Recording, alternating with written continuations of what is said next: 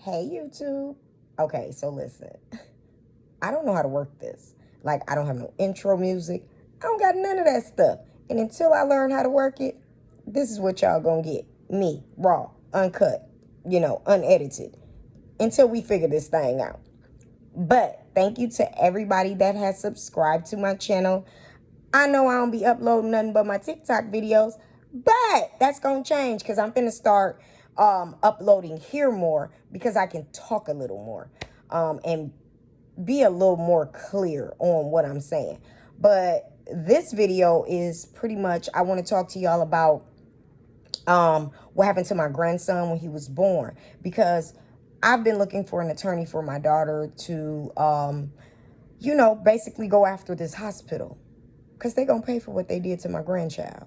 He's 2 now, so I don't know, like, is there a statute of limitations? So hopefully somebody can hear this video, share this video, get in contact with the right people, because I really don't know. Okay, so October 25th, my grandson was born. October 25th, 2018, my grandson was born. Let me tell you about the labor process. So my daughter went into the hospital that Monday before the 25th. And she thought her water had broke. Well, come to find out, her water never broke. So they came in and they did an ultrasound on her. Well, they decided to keep her. So when the ultrasound came back, mind you, we went late at night that Monday, so we would have rolled into like Tuesday morning or whatever. So that Tuesday they came back and they showed us the ultrasounds and they decided, okay, we're going to induce her. We're going to induce her today. So we're trying to figure out, why are you inducing her? Mind you, she wasn't due until November 7th, which would have been her 18th birthday. The day after her 18th birthday, she was due November 7th. So my oldest daughter was in the room when they came back with the ultrasounds. Now, my daughter she was in school for anesthesiology, and she kind of knew how to read the ultrasound. So she immediately asked the doctors, hey, what's wrong with my nephew? What's wrong with his lungs? Because those appropriated dots on the ultrasound says that there's an issue with his breathing. What's going on? They kind of looked at her like, how would she know that? And she told them like, hey, I went to school for anesthesiology. We had to read up on certain things, whatever. They never gave us a clear understanding of what was going on with his lungs. They just kept saying, we need to induce her labor. So, okay, boom. Tuesday evening, they start the induction. I think that's what it's called. Yeah. So they started inducing her that evening. So they started with a pill. They started in a pill form. That did not help her. She was not dilating at all. So she's in active labor, but she's not dilating. So they came back, they checked her. She was still at, I think it was 3.5 centimeters, 4 centimeters, something like that. She just was not dilating, and the whatever they gave her wasn't helping. So they come back that Wednesday. They check on her. She still hasn't dilated. So now they give her this balloon or something. It's something they put up there, and it's supposed to turn into a balloon once you're fully dilated. So they did that Wednesday morning, and she still wasn't progressing. So I tell them, I'm like, hey, she's been in labor for quite a minute. Let's go ahead and do a C-section. Because at this, like I said, she's a minor. So I'm legal guardian at this point. I'm like, y'all need to induce my daughter. I mean, not induce my daughter. Y'all need to give my daughter a C-section. Because she's not able to dilate. Nothing's happening, So they're like, oh, no. We want her body to do what it's naturally going to do. Mind y'all, remember, they induced her Tuesday. It is now Wednesday. She's still not dilating. All right. So we're waiting and waiting and waiting and waiting. They're telling us, hey, the NIC unit will be on standby. And I'm like, well, why is the NIC unit on standby? What's going on? They're not telling us anything. So that Wednesday night, she still hasn't progressed. That Thursday morning, she finally, the ball, whatever the balloon thing, finally comes out. And they say she's fully dilated. No, it wasn't Thursday morning. It was Thursday evening, about 6:30. The balloon finally comes out and she's fully dilated at this point. So Tuesday, Wednesday, Thursday. This is how long she's in labor. Mind you, they go ahead and give her a epidural. She couldn't even feel her contraction, so I don't understand why they even did an epidural. So she's in full labor now, ready to push. She's 10 centimeters, 6:30 p.m. Thursday. They say, all right, we're about to have this baby. They leave out the room. 6:30 p.m. They left the room. She's 10 centimeters dilated. They don't come back to the room till 10 o'clock at night. My daughter is in full active labor, trying to push this baby out. There's no doctors there until 10 o'clock at night.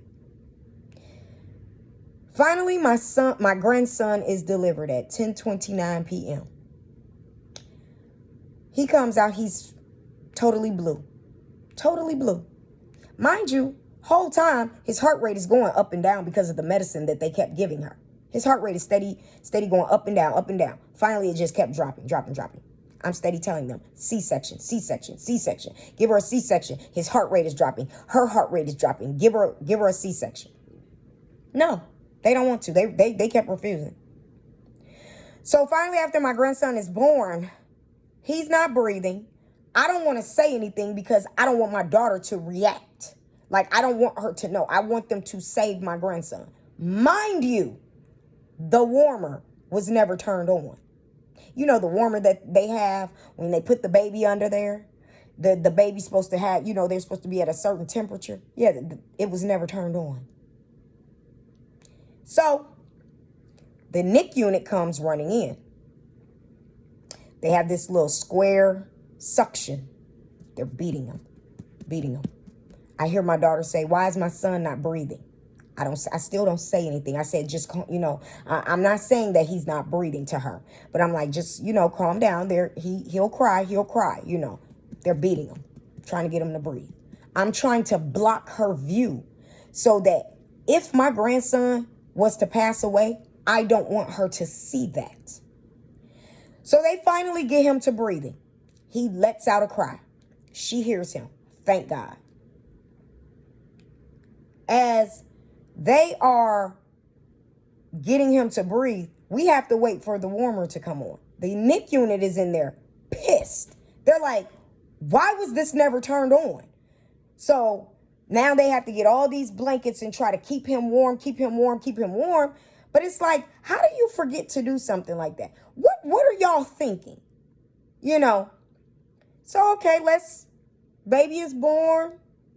We good. Now, this comes Friday. They got to take the baby for observations, do the 24-hour checkup and things like that. They got to get the anklet on them, the little bracelet that they put on the baby's ankles, to just verify who he is. So they do all this on Friday. Check his blood, all that. Saturday comes. Mind y'all, we still in the hospital. Saturday comes. They come in the room and they tell us two things. They bring us the baby and they say, his Billy levels are pretty high. He was born with jaundice. Okay. He was born with jaundice. His Billy levels are high. All right. And another thing, his foot is the size of a golf ball. Why the fuck is his foot the size of a golf ball? We accidentally left a rubber band around his ankle when we were putting on his band. What? How do you forget something like that? So when we saw my grandson's ankle, it looked like it was a burn around his ankle, and it was going to leave a permanent scar. I'm going to just jump fast forward to him right now. He still has that scar today. Still has that scar. He's going to have it for the rest of his life. Okay, let's go back to his birth. So now my grandson's foot is the size of a golf ball. I've noticed that my grandson does not like to lay on his stomach. So I'm telling the doctors, there's something wrong. He does not like to, or he didn't like to be on his back. That's what he didn't. He didn't like to be on his back. I'm like, there's something wrong, that he doesn't want to sleep on his back. Y'all need to check and find out what it is. They're like, there's nothing wrong. There's nothing wrong. Okay. He has jaundice. Now he has to do phototherapy. They want him to lay on his back to do this phototherapy. He's not going to do it. There's something wrong. So I flip him over that Sunday, because that's when they actually started the phototherapy. That Sunday, I flip him over on his tummy. He's comfortable. He's like a baby, but I had to monitor him because I know you're not supposed to put a baby on their tummy, when they're newborn. But that's the only way he would lay down. Come to find out, he had a digestive system problem. The milk that he was giving him and him laying on his back, it wasn't working out. He was in pain. So the only thing that soothed him was laying on his tummy. All right. Now we got to sit in this hospital because we have to get his Billy levels down. So they have to keep coming in and poking him. They have to keep taking his blood. Mind you, I'm already angry because my daughter done had to go through this. My grandson is going through this, and we're still in this hospital. So that Sunday, they come in after they're doing phototherapy, that they come in and take his blood that morning. Y'all, when I tell y'all this shit pissed me off so bad, they took his blood at 7 o'clock that morning. They go out. They come back. They say it was about 8 o'clock that morning. And they say, we're sorry. We have to take his blood again. We lost his labs. Unhook all this shit. Unhook all this. Discharge them right now. I mean fast, not slow. Get my baby and my grandbaby up out this hospital, because I don't know what the hell y'all in here doing to kids. No, I'm sorry. No, I don't want to hear nothing else. I don't want to hear nothing else. You're fired. I don't want to talk to nobody. Get the discharge papers and get us up out of here. I'm not playing no games. So now they got the director of the hospital coming down to our room. She's apologizing because she's hearing about what happened, because at this point, I done been calm. I'm trying to work. I'm telling y'all, now I got to act a fool. And that's a shame when you got to act a fool in order to get some results. I told that director of the hospital, I said, no, it ain't no more talking. There's nothing else that they can do for my child and my grandchild. I want them released. And I want them released today, because there should not be a reason why they lost this baby's labs. There should not be a reason that my grandson has a permanent burn on his ankle. And I am so sorry. I am definitely going to make sure that this situation is rectified. There is nothing you can do, because my grandson is going to be living with that for the rest of his life. My daughter is going to be living with this memory for the rest of her life. What is there that you can really do? So she's begging me not to take this baby out the hospital because of his jaundice levels. And a part of me is saying, keep him in here so that they can go ahead and see if these Billy levels, go away. I said, you know what? At this point, I don't care. Sunlight will help him. If I keep him in the sun, it'll help him. Keep him under some light, it'll help him. Because y'all in here doing something other than taking care of these kids. So the nurse that was very good to him had finally heard about the situation, and she came from home. She came to the hospital and she said, listen, she said, if you don't trust anybody, I know that you've been trusting me. She said, I will do everything I can to make sure that his Billy levels go down, he's getting the proper care, and I will not leave his side. That is what she told me. I said, I trust you. I don't trust them. I don't. And I'm ready to go. I want them out of here. And she sat with me and she talked to me and she convinced me to let them do what they needed to do. But it was only her. I said, okay, under one condition. I don't want no other nurse touching him. I don't want no other doctor touching him. You are the only ones to put your hands on this baby at all times. From this day till we're released. You are the only one. And every time he is leaving this room, I will be with you.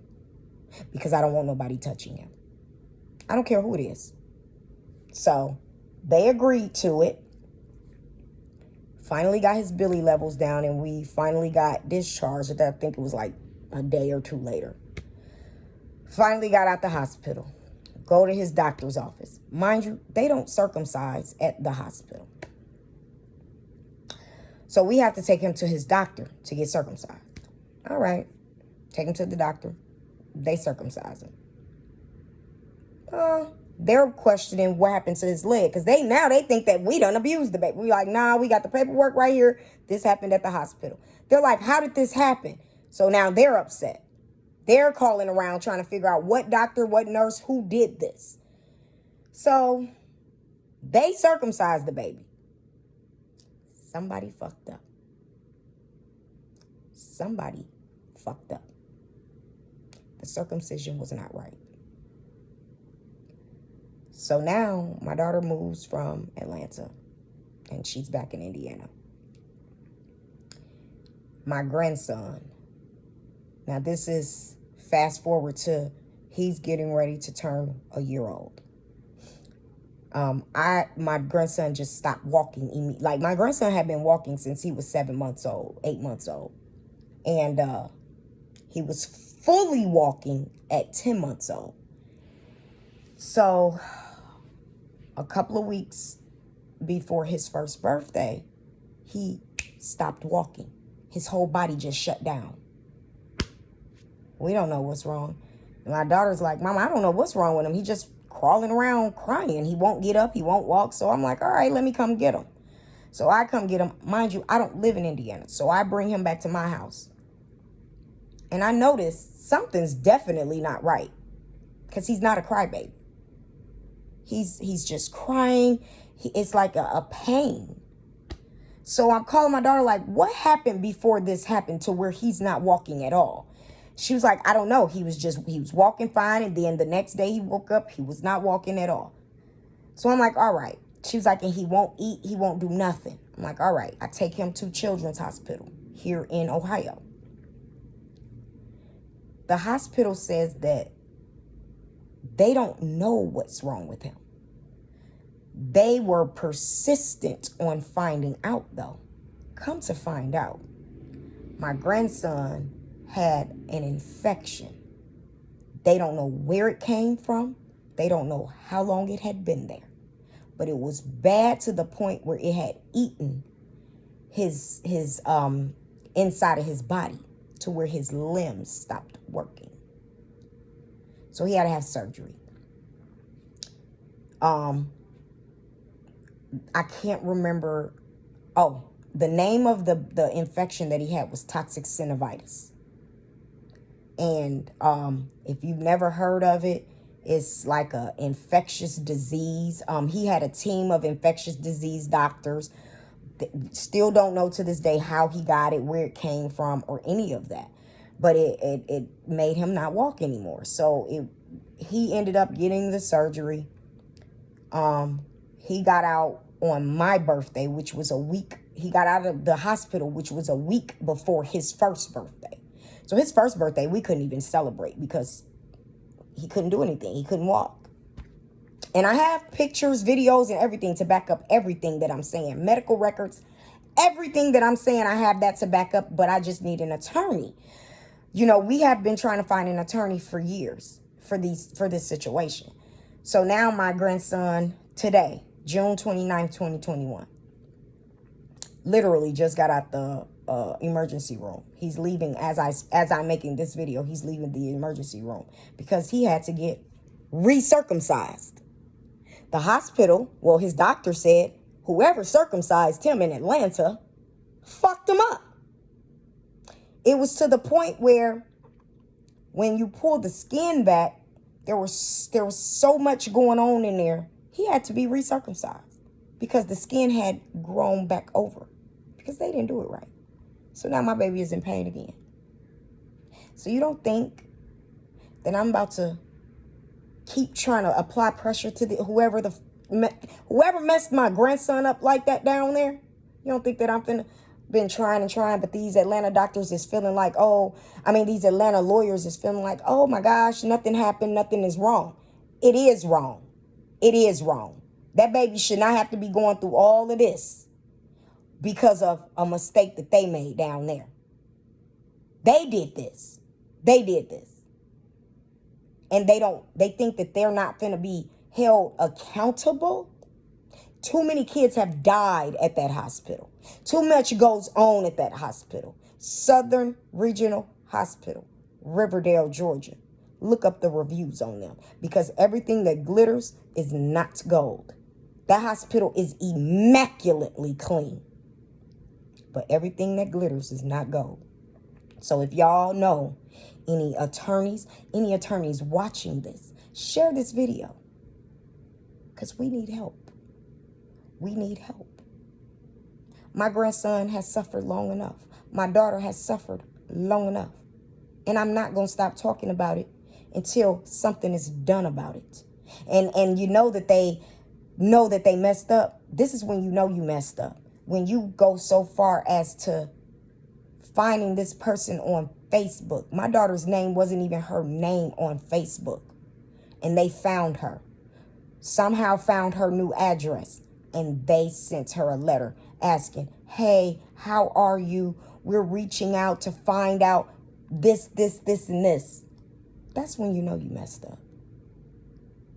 That's when you know you messed up. And we have all the documentation to back up everything I said. Everything. From the Facebook post that I made when it first happened, all the way down to every year I've been saying something about this. So if anybody knows any attorney that can fight, let me know. Leave a comment. Find me on Instagram, Mrs. Blue Angels. Help. That's all I'm asking.